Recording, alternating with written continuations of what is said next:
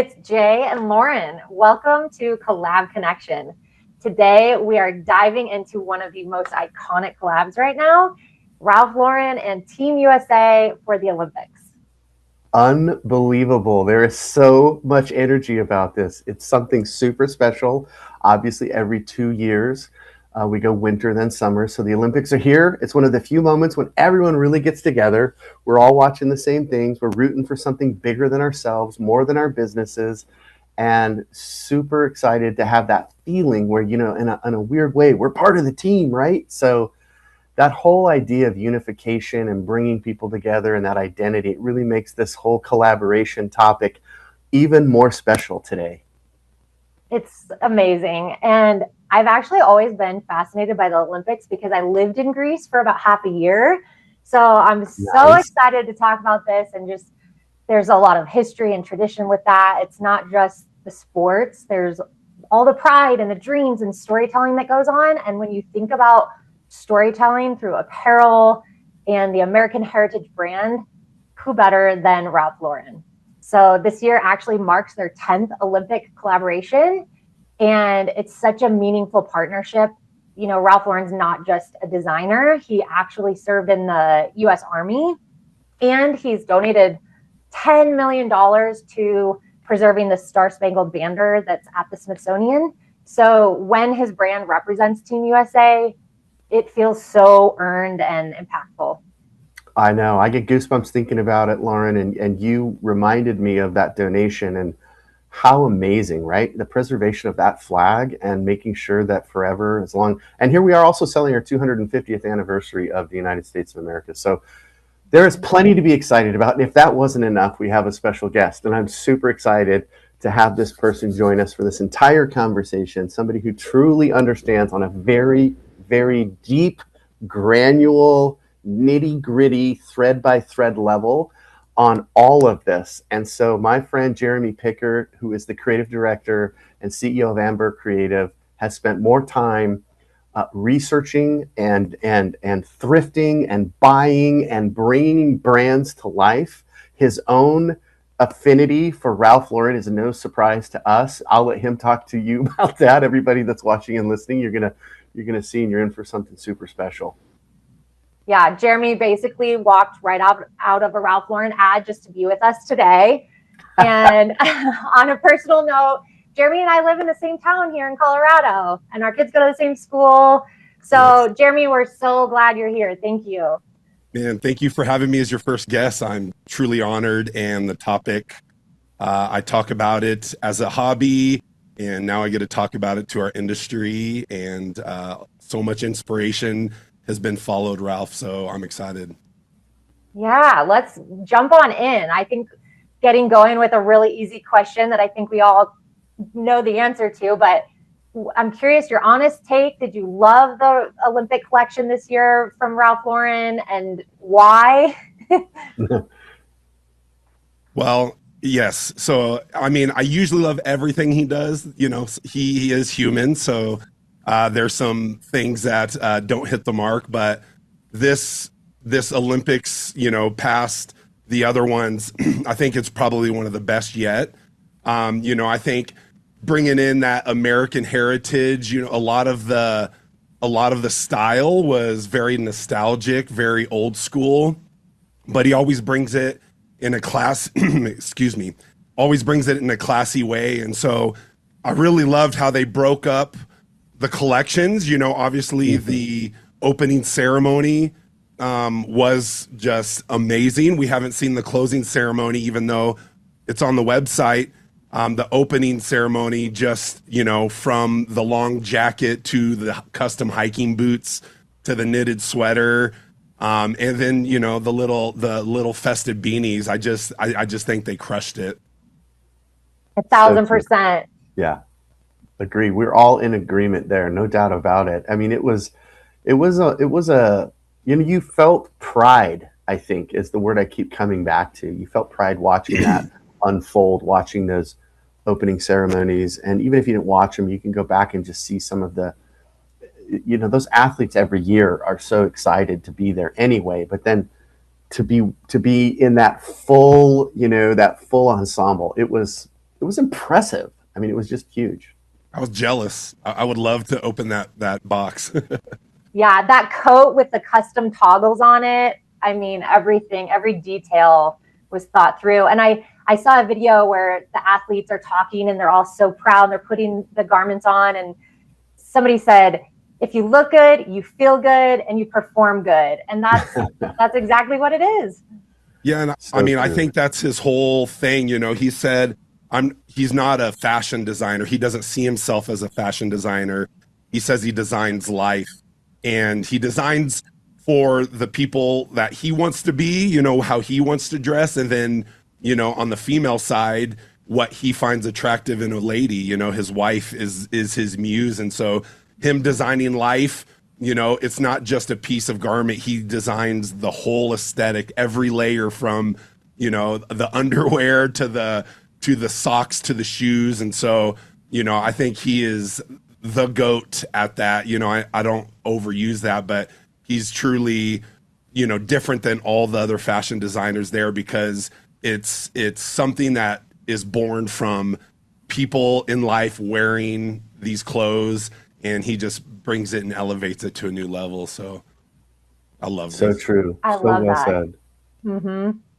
All right, Jeremy, I've got some. I can't wait to get your take. I want to go a little deeper. I want to get a little bit more specific on the things that, you know, the things that you think were especially right, the things that really, really hit home, the whether that's color or fit or style. Maybe it's the, like you mentioned, nostalgia and the storytelling piece and that Americana. What else? What comes to mind? Is there some other, you know, cultural moment that you can put your finger on and say that was it?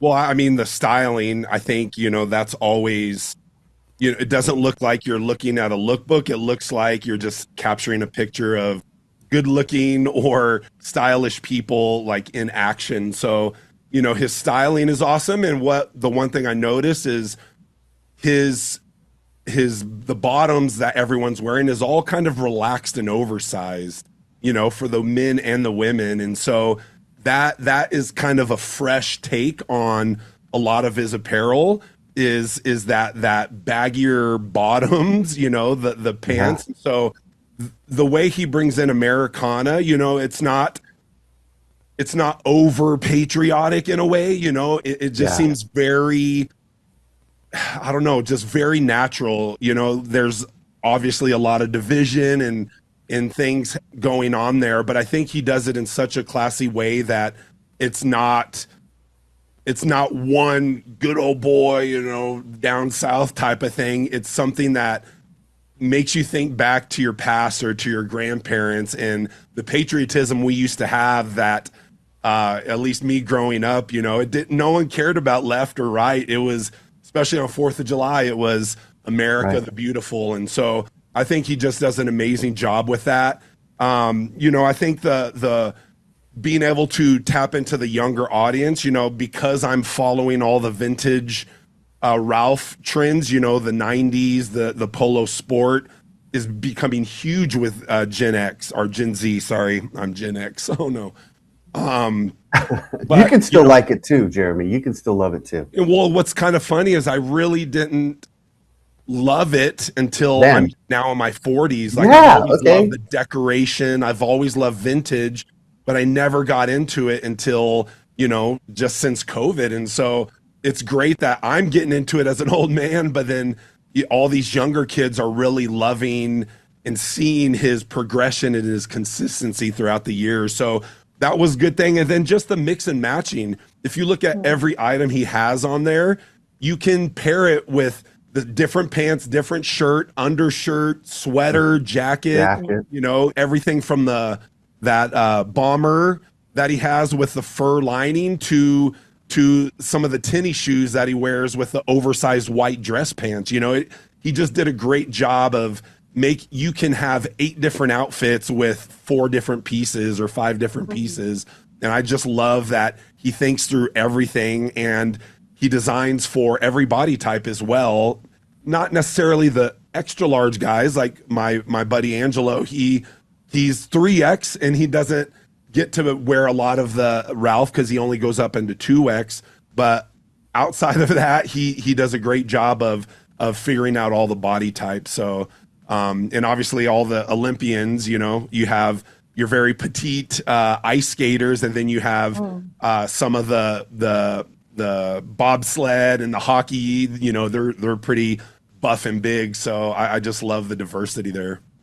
I love that you called out the pants too, because I noticed those immediately. They're so modern and they're on trend right now, that baggier 90s nostalgic style that I remember growing up wearing, and then the big cargo pockets, Yeah. which is not really my, like, I don't own anything like that. I have a different style, but when I saw it, I'm like, no, it works. The mixing and matching, like you're talking about with the sweaters, and it's still very timeless. Like it's not so oversized or, you know, like what's it called when they're not distressed or anything. They still look very classy and totally on brand for him. Yeah, I agree. Agreed. We all agree. It was amazing. So What a good. representation. Lauren, something that came to my mind, I'm not going to go too far off script here, but when we were preparing for this, we were kind of going back and forth with this idea of Ralph Lauren feels like a uniform, but it's the uniform of American pride. And it's not done in that cheesy way. It's not a cosplay moment. It's like I don't know if my take on this is right or not, but it's like a costume is more like shouting awareness. Look at me, I'm wearing this thing. And a uniform is something that's carried a lot quieter with purpose. And when I saw that opening at ceremonies, that's kind of, even though they were playful and they were having a blast, obviously, right? As we all would, but what they were wearing kind of carried it quietly, that sense of we've been here. And you said that in the opening, Lauren. You said this is, I think, the 10th year since 2008, if I'm not wrong. So this isn't like this isn't like a seasonal stunt. It's like the rhythm of it. It's like the repetition of it. And I love that consistency. And maybe there's something there. I don't know if we're learning anything from that, but that longevity kind of removes all of the fakeness of cosplay and the suspicion of the moment. And I feel like, you know, like if this were just like a one-time patriotic capsule to try to move the needle and do a cash grab, we'd all be like so disappointed. And so when you see 10 games in a row, it's like, man, this is like, I don't know, like how do you top it, right?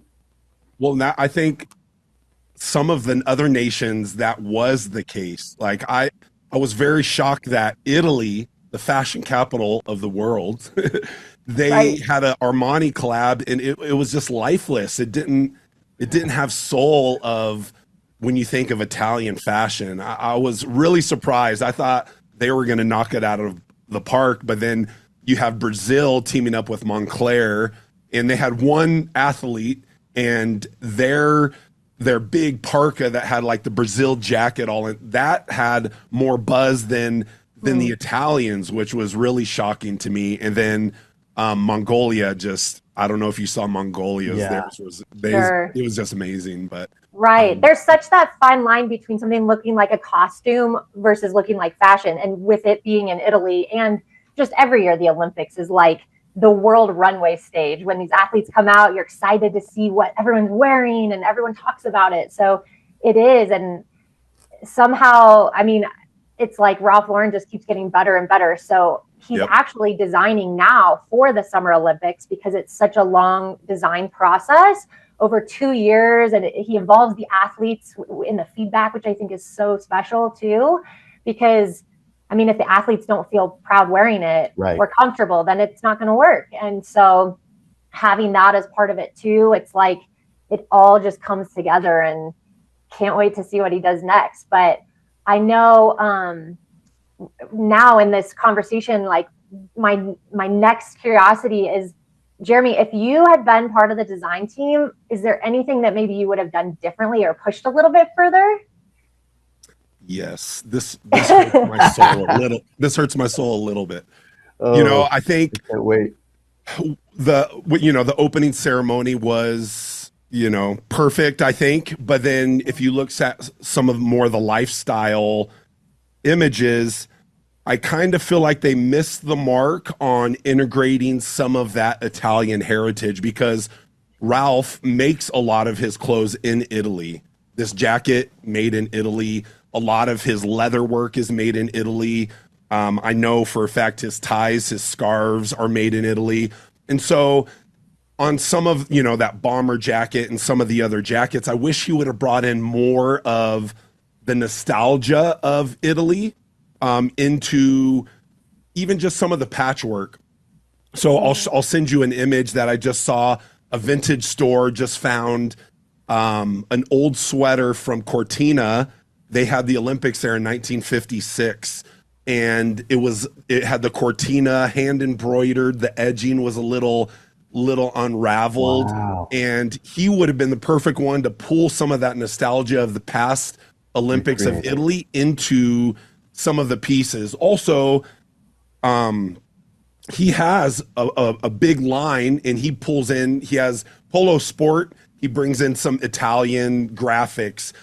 Some of his old vintage Polo Ralph Lauren, he has, Italy badges and Italy embroidery. So I wish you would have played with some of that as far as focused on the Olympics, on the lifestyle, which he's calling the village wear. Which I get your uniforms being all Team USA, opening and closing ceremonies, but all the more lifestyle village wear, I really think I would have played more with that Italian heritage. And then the graphic tees, I love graphic tees so much, and I love his graphic tees usually. But while I love the bear and the image of the bear applique, where there's literally like 8 different fabrics integrated into that little Cortina bear. The other graphics, it just seemed flat. The print seemed a little thick. What I love about Ralph, it's all the different layers that he adds to it. Just the little symbols or a little a stamp off to the side, or the patina of some of the graphics. So I think they fell short on some of the graphic tees. And then, I'm nitpicking at this point. Some of the Team USA gear, it didn't seem like it went with the collection as much as some of the other pieces. It was very not futuristic, but just more modern. The font was, very modern, and it was just Team USA and Ralph. You had to really look deep to find his branding on it. But again, I'm nitpicking at this point. And I loved it all. But yeah, those are the main 2 things, the graphic tees, and then bringing in some more of the Italian flavor. Yes. No, I think that's completely on point. It's hard to find fault with really any of it, but I agree with you. I thought maybe there would be a little bit more of that Italian inspiration on some of the collection pieces. And like you said, the opening ceremony team pieces having a completely American heritage feel and proud Team USA feeling makes perfect sense. But then kind of have a little bit of fun, and maybe there could be mini collections within those collections. Like you said, he's got the Ralph Lauren Sport, play off of that, incorporate some of those, the Italian fashion inspiration into it. What do you think, Jay? Yeah, I after hearing Jeremy, I was the same way with the t-shirts. Just the what I would call the entry level apparel. That on-ramp should be really easy, and I think it's an opportunity to collaborate with those that are there. Like, think of the athletes. They're in Italy, and so while they're going to have all of these memories, no doubt, and all of that amazing merch in the collections, unbelievable, right? How many unboxing videos did you see where these athletes were just freaking out about all of this great gear? Amazing. But it's like, if they had a couple of t-shirts that were kind of more centered in Italy, more centered in where they were, I think that would have been also a really cool anchor point for the collection. So, but I feel you. I'm like you guys. I'm blown away. It's like how do we find fault with any of it? And we're in the branded, we're in the decorated branded space, and so we see it with a different eye of.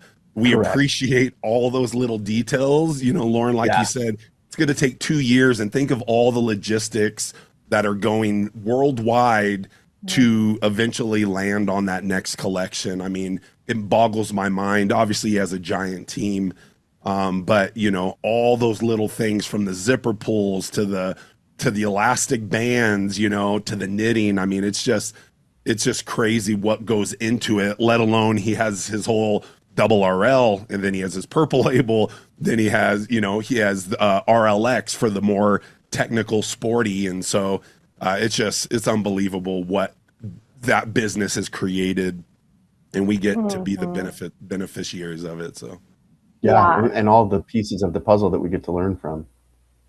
I was thinking a little bit too on maybe if there were things that I'd love to see more of. And in my mind, I know he involves so much of the athletes in the actual design process, as far as they test things out for the fit and function and performance of it, and make sure that there's pockets in the right places and those performance fabrics are where they need them to be. I would love to see a little bit more of that process somehow, or how they're involved, and maybe there's a particular athlete that's involved in that creation, and the inner lining of the jacket or the packaging that it comes in or something like that could share part of that design story or that athlete's story, just to bring that from this national emotional level down to like a personal level, and getting to know some of these athletes a little bit deeper in this process. I mean, the amount of content they could have for even prior to, I know they were probably keeping it under the wraps, but even now to the end of the year, all the different stories in how finding out those athletes that have, their dad might have had every Ralph Lauren sweater in the 80s, and bringing in some of that story, because he is the GOAT at storytelling. Like his collections come out as movies, not as runway. He does some runway, and his recent men's one blew up. But he makes the movie, and because that's his inspiration growing up as a little Jewish kid in Brooklyn, he saw these movie stars and how amazing they looked in that whole cinema. That's what he brings in, and I would have loved to seen some of that. And plus, did they produce any of this in Italy? Could they have shown the artisans handcrafting or hand painting, that shearling jacket, $3,500, and it's sold out.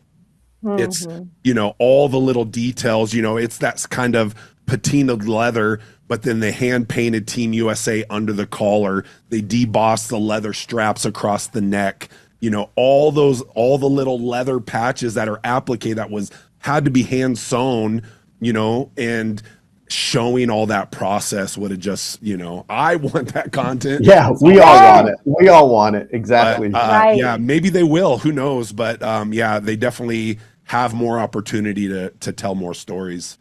For sure. And maybe we'll see more of that down the road with integrating on social media, or if there's name tags where the athlete's going to have a QR code and it takes them to the story behind it and how it was made. Like you said, if it's, I know a lot of it's produced in the US, by US grown wool and sustainable recycled materials, but then it's also manufactured here for the most part, from what I understand. But it could make sense that some of it was made in Italy as well, since the games are there this year.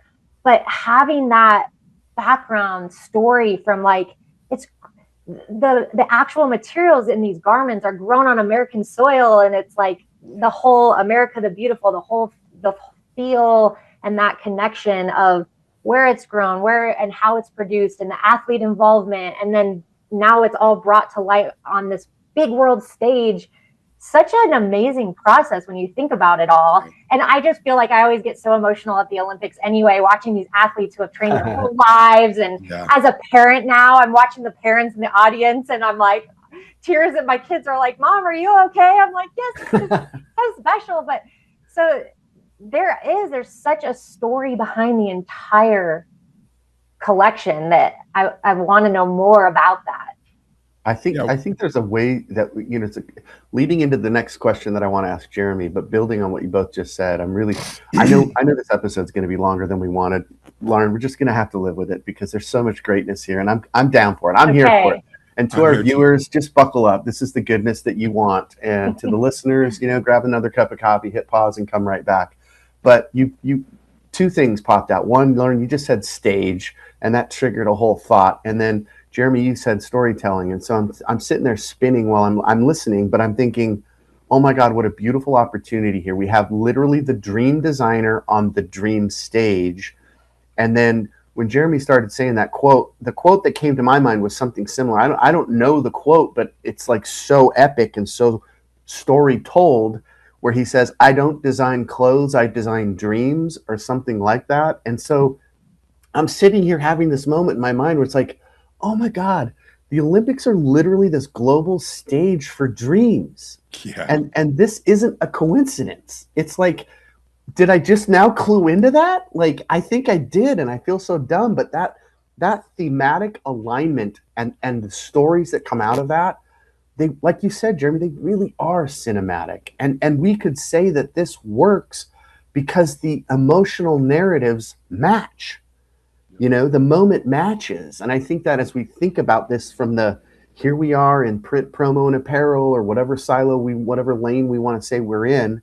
And when we think about these collabs that we've done so much talking about it, Lauren, in the months and months and leading up to this point, and now getting the chance to talk to Jeremy, it's like these emotional narratives are coming together, and it makes this collaboration so spot on, so emotionally linked, that I'm like, I gotta talk. I want to know, Jeremy. Here's what I want to know. I'm coming. Having said all that, sorry for the long on ramp, but I'm thinking, okay, so if we're going to then think about this through the eyes or the lens of the promotional product marketing world, the branded merch marketing world, how can we learn from this? What are some other takeaways besides what I just had live? Well, what are some other takeaways that we could have from these types of collaborations? What have you got for us? Any insight? I mean, I think we use this word, but being purposeful, I mean, we have plenty of the industry that it's tchotchkes, they're slapping logos on and they're happy with that. It's about quantity over quality and time. They want automation. You're going to have that side of the industry, but for the innovators and people that want to progress this industry forward, which obviously we all know that we love and trying to push this forward. Our group CCX, is a bunch of industry people, supplier, distributor side that is trying to elevate the industry and make it more than tchotchkes and make it more than just basic swag. And so, I think diving into the customer, because while we all have similar products, each of our customers have their own mission, have their own demographic, have, their own purpose. And so, for me, I've designed some proprietary software that I use for my customers to go beyond just the interview of, hey, what are you looking for? Mm-hmm. What's the theme? How are you distributing these? We are a visual industry, so I pair everything we talk about with visuals. And so for me, I have created all these buckets to dig deeper into, the aesthetic of my customer. Even though they might not know, I want to make them feel a part of it, where they think they're a creative director, but they're in my playing field. So I set up different styles. You got your prep collegiate, which, is Ralph. You have action sports, which is, all the more modern graphics. You have artistic abstract. You even have streetwear. And so I try to base the industry, the retail world, off of those and put my clients in a funnel. Again, they are making the choices, but I'm giving them the choices to pick from. So I'm still being the creative director, but I get them involved to say, all right, let's figure out who your audience is. Yeah, it might be super diverse, but your business has a certain aesthetic. It has, a certain mission, and how do we align that with what people are seeing in retail? Because at the end of the day, if it's not compelling enough, they're not going to wear the product and they're not going to use the product. So even if you're not retailing it, we want it to be retail worthy, that end buyer, whether it's an employee or a client, we want them to use that product in a social setting outside of your business meeting, outside of your conference. We want it in the day-to-day life. And so what I don't usually get like client feedback from their audience. I do my own market research, but I'm studying their social media. I'm seeing who's commenting. If it's on LinkedIn, are their employees commenting on it? And then I dig into them a little bit. That because my skill set is seeing the marketplace. The client knows their audience, but I know the marketplace. And that's what I try to pair together to, again, tell that story. It's hard in our industry. Margins aren't the best all the time, and timing isn't always the best. Right. But right. if we're digging in more than just being an order taker, we get involved in their marketing department and say, hey, we can get you some pictures of the shirts being printed, or your packages being bundled up on the line, and just show that whole process of us developing together and let them tell that story. But we're giving them those ideas to say, hey, don't just, hey, we're offering a free shirt. Let's show them that it's more than just slapping on, and it shows that they care about their audience because they're putting it more in versus pushing a button. Well, I'm going to stop there because I love you, Jay, and I'm not gonna say anything, okay. but Sometimes you push a button, but it's not. It's way more than just a button. It's There's people involved touching it, in that whole logistics all the way to distribution and user experience. So I think we have a real opportunity if we can learn how to streamline that for our clients. And again, price goes out the window necessarily. We're always have to be in budget, but it's what is my vendor bringing to me more so than just going online and getting it made. Wow, that's sorry I went off a little bit. No, that so good. Was fantastic, because I mean, I'm in that same world as you, and it's like sometimes you have to show people what they don't know that they need.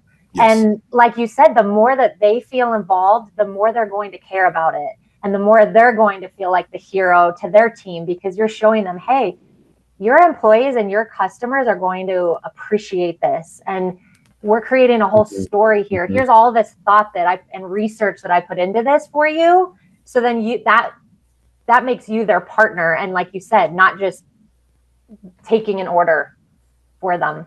I love everything that you just said. Same. So brilliant. So many great things we could uncover there, but thank you for sharing that, Jeremy. It totally, it links together a lot of what we're asking and the questions that we're asking and the concepts. But I can't help but say, like, if you're designing company apparel and you're never going to ask the employees what they actually like to wear, like, then I think you missed the mark. And so you both have brought this up, and we've kind of touched on this a little bit. I don't need to go deep there, but it's such a great kind of connection, that signal. Ralph Lauren did it when he met with the athletes and his team.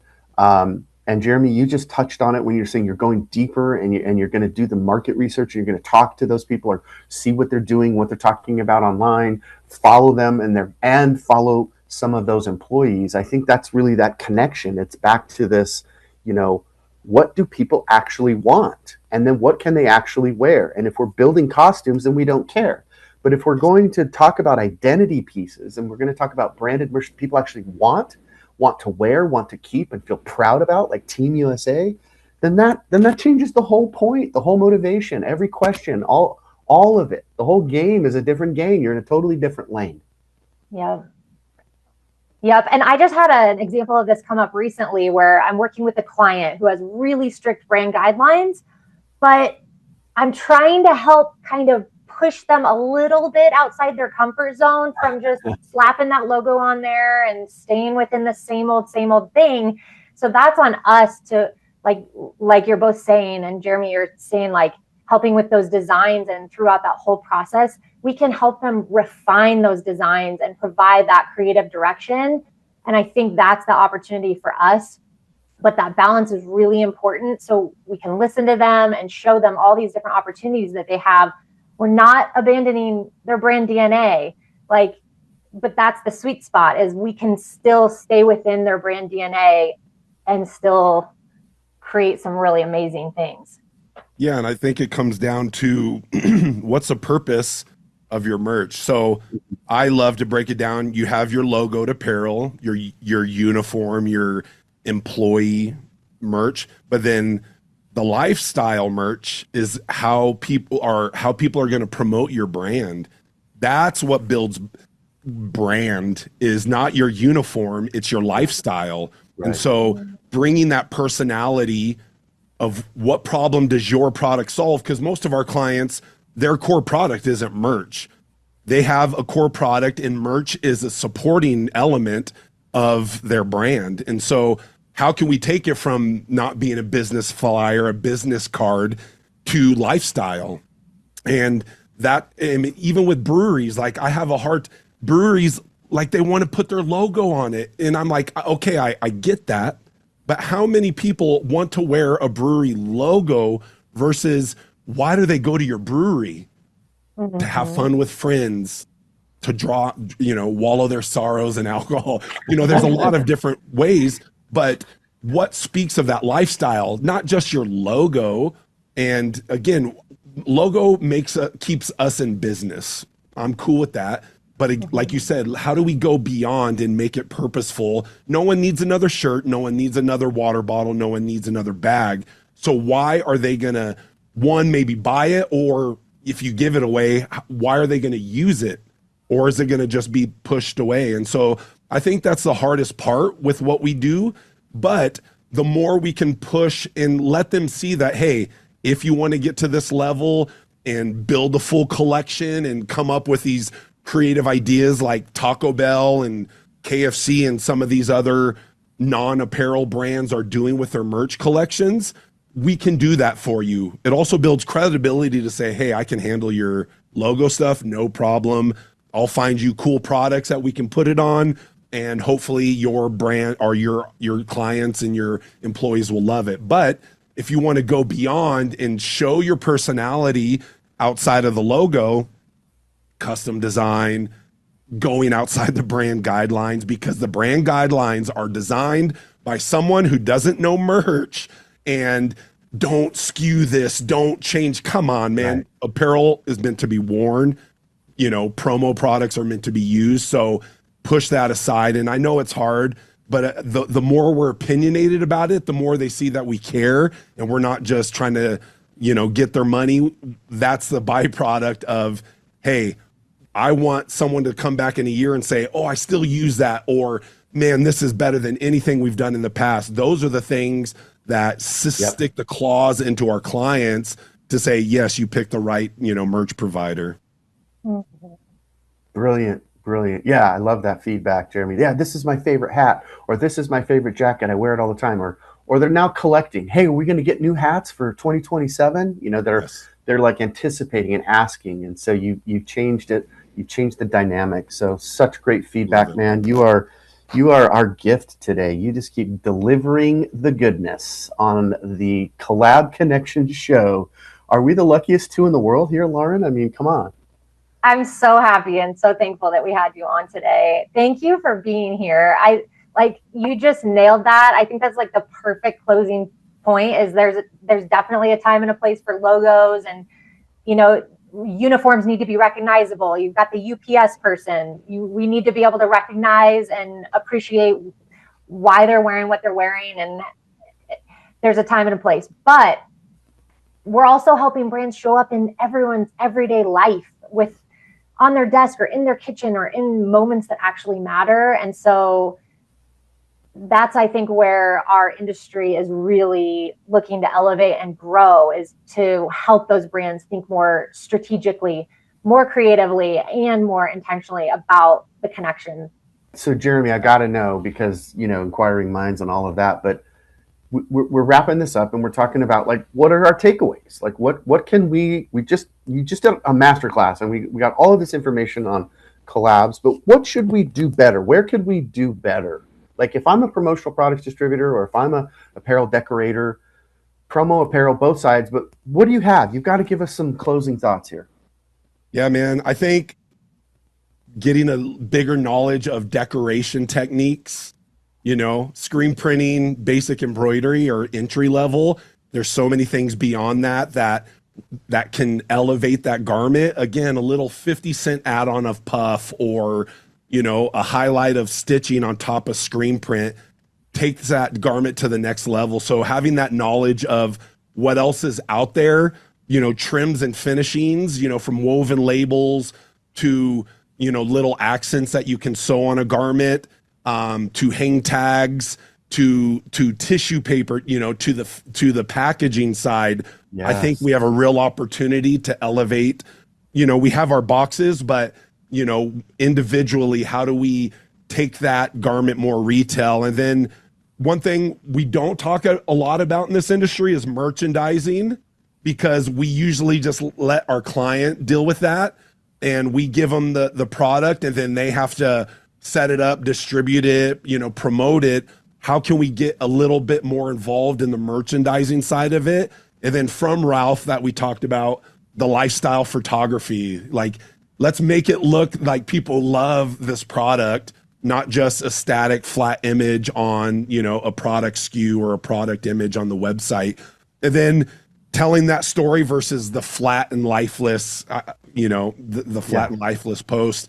And then the value is in the details for the wearer. They don't care about cost.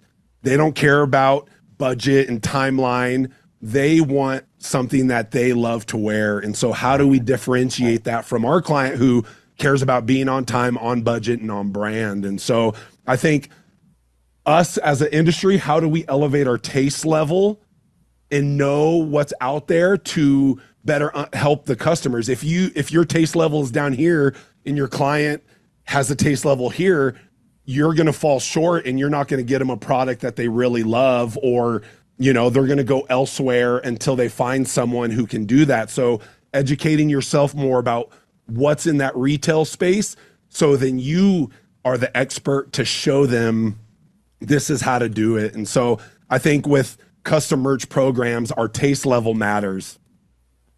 So smart. Wow. Lauren, are you writing any of this down? I'm taking so many notes. I think it's also too, like, what your taste is. I bet a lot of your customers come to you because they appreciate your taste and your style and your design, and that is such a perfect pairing. And then similarly with me, like, I don't have necessarily like a certain set or industry that I work with, but I think the right people find you. And so the more that you seek out those people who, you can connect with on, this is like my design and my style and how I think I can take your brand next level, they're just going to appreciate that more. No So doubt. great. I'm so lucky to hang out with smart friends like you. Well, let's wrap it up, guys. We probably went a little over, but I just want to close up by saying, the closing thought I had when I was kind of putting some notes together, Lauren, I was like, you know what? You can't print trust on a t-shirt. It's not enough. And so, Jeremy, you killed it. Your insights and your background, I know you could have gone for another hour on just the Ralph Lauren collection. So thank you 10 times over. Lauren, as always, huge pleasure. And to all of our audience, thank you for listening long. The best collaborations don't try to convince you. They just feel right. So let that land. Let that be the signal. And you know what? We'll catch everybody on the next one, on the next episode of Collab Connection. Amen to Passion that. to the people. Thank you so much.